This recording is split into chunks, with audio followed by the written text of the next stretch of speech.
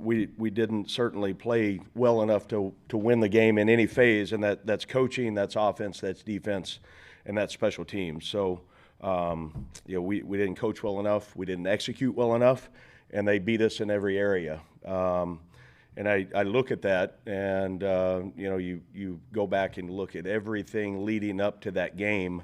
I thought we had a really good week of preparation. I don't doubt that. I thought we were in position from a game plan standpoint to effectively go through the game and have success, and we didn't. So we didn't coach well enough, we didn't play well enough. So there's a lot of people in the world that want the result without the responsibility, and everybody wants to win, and the process decides who wins the game. So we're back to what it takes every single day, every single minute of the day to dive into the process, and we're not going to back down from that. Football and college football is a very humbling game, especially when you pour everything into it and you don't get the result that you want.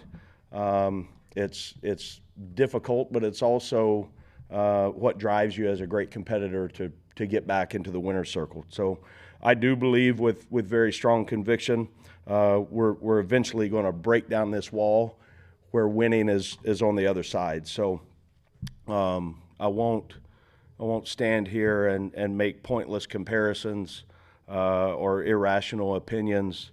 I'm focused on really this devoting every single ounce that I have to get this team to play in winning ball, and started as soon as the game was over on Saturday on trying to find a way to get this team in a position. Offensively, we've got to execute, we've got to play more consistent. That's blocking, that's running routes, that's playing catch, and then that's executing the offense to find a way to keep the drive going. That's game planning, that's all that goes along with that, and we've got to find a way to score touchdowns, whether it's a home run shot or it's drive the length of the field and get in the red area and go score.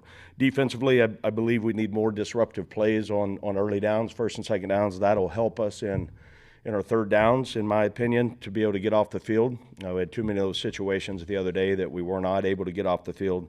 And then special teams, we got to work hard, which we are, to get that back in our favor. And you look at the field position battle and how important that is. We've been on the wrong end of that. And kickoff return on a couple plays, and then huge impacts when you have a penalty in the punt return game. That's a 30-yard, or that you take away 30 yards and give it to the opponent. So that's kind of the assessment of last week. And then as we look at going forward this week, being able to play in Ross-Ade, the 103rd homecoming game for Purdue University, excited to be a part of that. I've got a lot of respect for Coach Shiano and Rutgers and his team. They're 3-4 overall, and the way that you watch them play, in my opinion, he's got a brand, and he always has, of how he's coached, and his teams play that way. They're tough, they're aggressive, they play extremely hard, they got really good players, they got really good schemes, and they've got tremendous coaches. So our challenge is to get our guys ready to go play. And we had, I think, our best Monday practice of the year today, which is exciting to see. Had really good meetings, a little bit extended in the meeting room today to cover some things we needed to. And then on the field for an hour and 10 minutes, our guys were energetic, enthusiastic, played with a purpose and with passion, and that was good to see. Just start with that. What made today the best Monday practice of the season? What was different? Yeah, I thought our guys attacked it with the right mindset.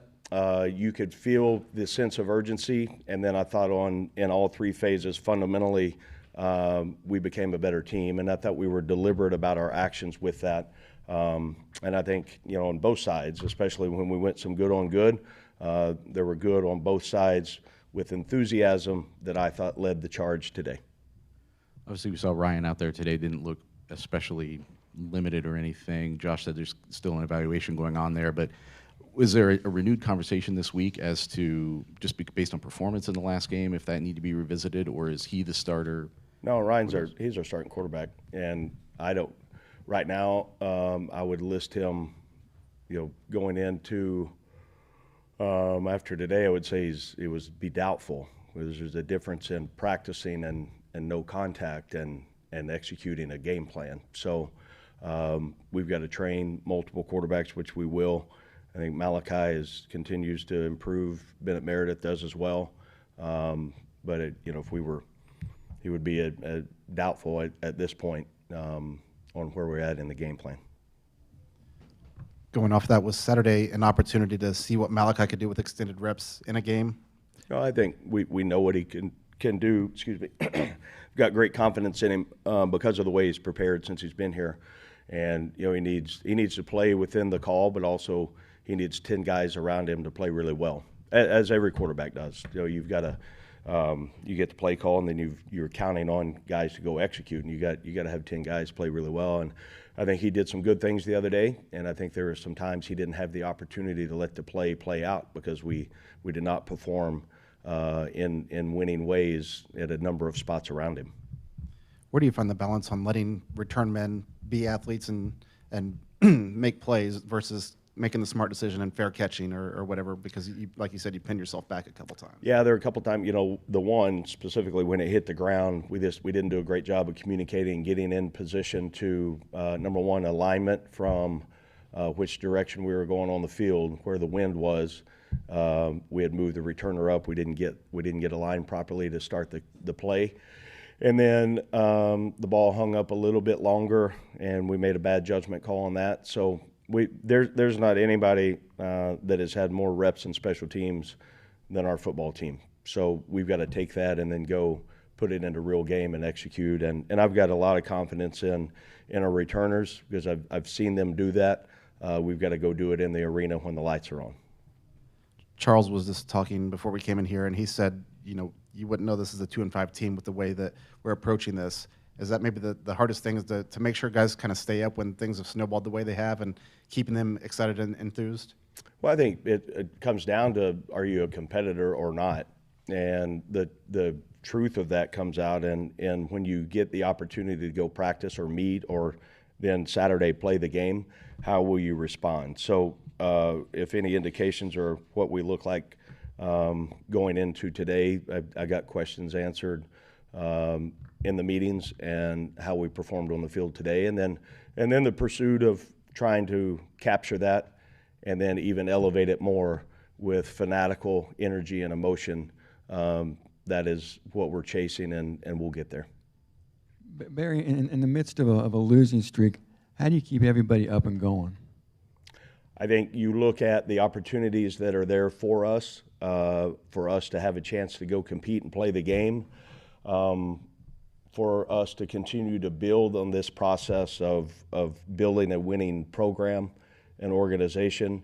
It's day-to-day moving parts to make sure everything is aligned, and you stay the course. I mean, I don't think that anybody thought this was just going to be a cakewalk. You walk in and everything's fine and don't have any setbacks. That's usually not life. So you got to dig in and you got to trust what you believe in and get the people in every single situation, from players to organization, to stay aligned in the vision and keep pushing forward.